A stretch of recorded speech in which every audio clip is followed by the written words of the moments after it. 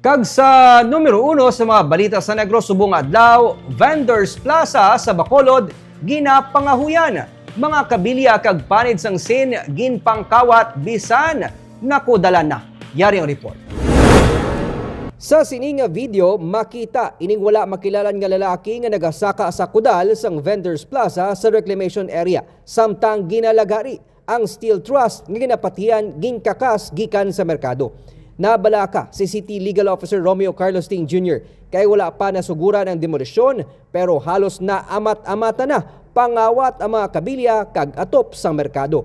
Gani magasapol siya kay Poso Head Retired Police General Primitivo Tabuhara agud matagaan na tensyon ang kaso sang kinawatay nga nagaluntad bisan kun adlaw. Sadtuanay, nagtala na sang personnel ang Poso para mapasiguro ang ginpatuman nga clearing operation sa mga natukod nga illegal structures sa sulod sa merkado. Suryaw ko na si sa Poso, ang sa Poso si General Tabuara kon pa butangan tao kay may mga video man na may mga tao na tong kapang hakon to sa mga materials dito sa Vendors Plaza.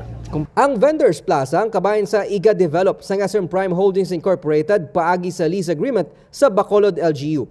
Gina-assess pa sa Commission on Audit ang waste values ng government infrastructure antes ini iga-demolish. Wala ko na sa report sang Poso kung sino ang kung kay tap na na daan ang base maurot pa na nilabla na way pa na sang kuwada ang na evaluate sang kuwada ang waste materials.